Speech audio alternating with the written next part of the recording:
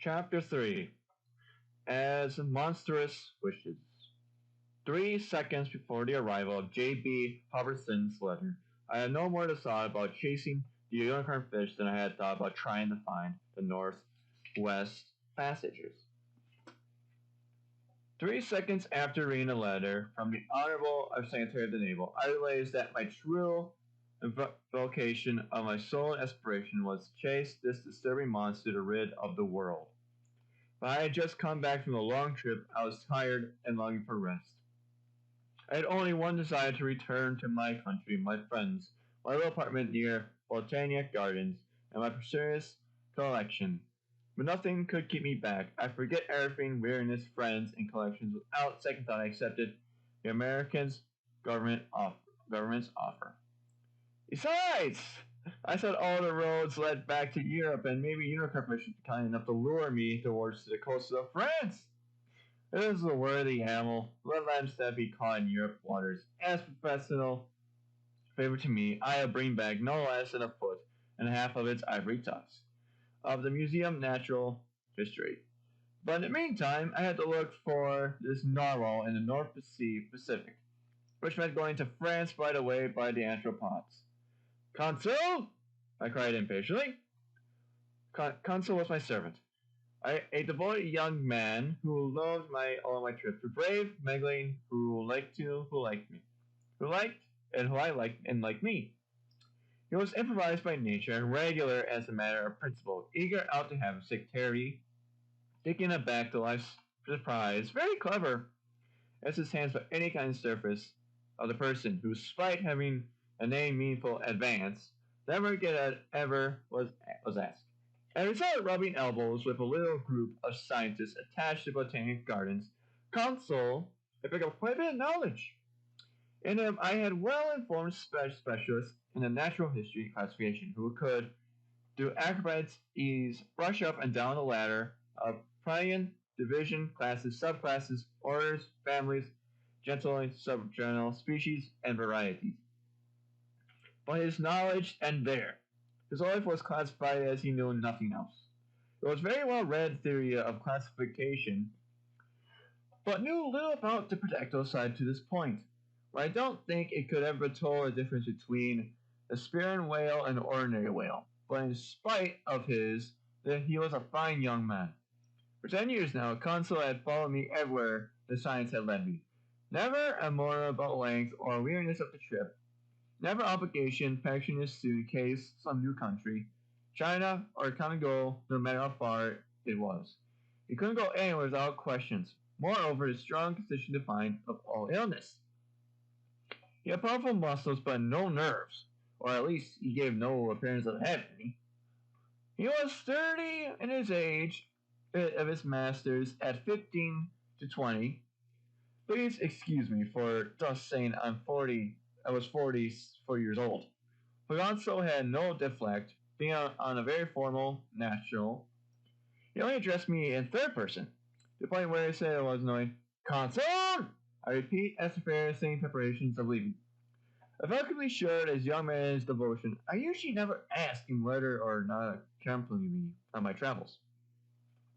But this time it was a question and expedition that could go indefinitely or a dangerous enterprise in pursuit of an animal capable of shrinking frigate, and it was in a nutshell.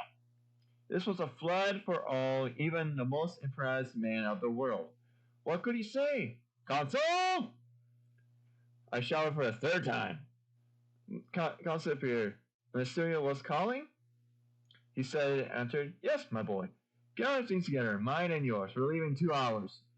As Monsieur wishes. Consul answered calmly. There was not to mention to lose a pack of all traveling equipment. It made my suit shirts scouted. And scouts in hurry! And Monsieur's collection. We'll take care of that later. What?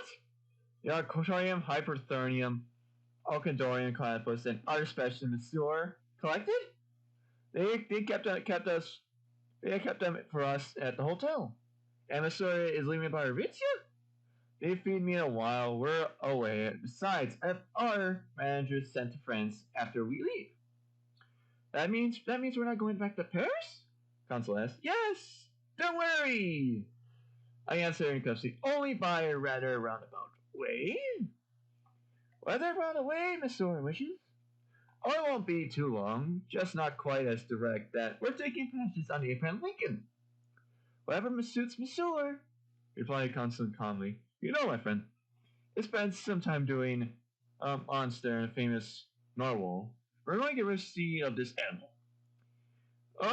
The author of two-volume work, Uncovering the Mysteries of Ocean Depths, cannot turn down invitation to go to the Commander Fraglet. It was a glorious mission, but also dangerous. Not no one knows where it will take us. These creatures can fully strange, but all ever going to be the same. We have the command, who will stop it at all nothing. Whatever, Monsieur, goes I'll go too, answered Consul. But think it over. I can be frank with you. People don't always come back from this for such as these.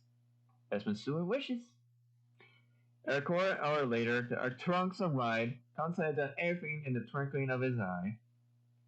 Richard mastering classified shirts, just clarifying dots of animals. The elevator lifted us in Green Museum Lounge. I went downstairs, leaving the lobby. I paid my bill at the huge reception desk, which was always crowded with people. I left orders to have my case stuffed with animals there sent to Paris. I opened a amount large enough to take care of Barcelona, and with Consul right behind, jumped into the carriage. This cab was charged $4 a trip. Went down Broadway to Union Square, followed 4th Avenue Junction. The ferry took the Christian Street, stopped at Pier 34. There, a connecting ferry took everything, men, horses, and carriages, to Brooklyn, the great annex of New York, standing to the other side of the East River. As survival minutes were arrived at the wharf alongside which Abraham Lincoln was belching forth columns of black smoke through his two funnels. Our badger was immediately transferred to the dock on the frigate. Rush aboard and asked the commander for it out on the stores leaving the popping where I find myself. Persistence. Asked an officer such as Mr. Perianux, he said. Yes, I answered. Commander frigate? In person. Welcome aboard, Professor. Your cabin is ready. I brought and leaving the commander take his preparations and had myself taken my cabin. The Abraham Lincoln had perfectly done choosing bringing down a new test. It was a very fast rig and its superheated equipment, permitting the build-up several atmosphere steam pressure. Under these conditions, Abraham could attend at speed at 18.3 knots. With all acceleration of nevertheless not enough, grappling of gigantic creature were after. The way he found out inside corresponding favorable, it was a natural qualities. I was very pleased with my cabin, which I adored Everson. Well, we'll be very comfortable here, said to Consul. If Monsieur doesn't mind it, me staying. So, answered Consul, as comfortable as a hermit crab in a shell of a whelk. I left Consul to secure our trunks and went back down on deck, preparations of departure. Just then, Commander Frigate was giving orders to cast up the last rope mooring to the Abraham Lincoln, a South Brooklyn pier. It meant that I had been a quarter of an hour late, or even less, Frigate would have left without me. I will never miss this extraordinary, strange, and improbable expedition. A true account which I might expect skepticism. But Commander Frigate did not want me to lose single movement setting our ways to the waters. Animal had been sighted. Go for his engineer. Is the pressure up? Yes. Yes, sir, answered the engineer. Go ahead, cried the Commander Frigate. As the order transmitted enough engine by measures, compressed air device mechanism when starting the wheel into motion. The steam whistled through half-open valves, and horizon positions grown pushing rods to drive itself. The blades of propellers stuck to the water increasing speed, and the Abraham Lincoln was pushed forward and men escort 100 ferry boats tenders filled with spectators. The Brooklyn and Manhattan waves leading East River were filled with people. 3 hairs rising from 500,000 chests burst out one after another. 1,000 handkerchiefs wave above, compacting the crowd, saluting the Abraham Lincoln to reach the waters of the Hudson. At the tip of the college Constitution in the city of New York, the frigate was allowed to follow New Jersey shoreline. The valleys passed by the forts, that slew with their largest cannon. Abraham Lincoln answered by 3 times blowing and raised the American flag. Those 39 stars showed Missouri Manson. Then slowly down the order passed through the canal marked buoyancy and past the standard hook where thousands of spectators cheered at once again. The escort of the boats and tenders did not leave the frigate until she reached the lading ship those sloop and Falcons marked entrance in New York Harbor. It was then 3 o'clock. The pilot got into a dignity roll over the schooner, waiting for him to live wander. A fire struck up propeller, cooler, and the fastest in the waters. The frigate skirted along the yellow coast of the Long Island.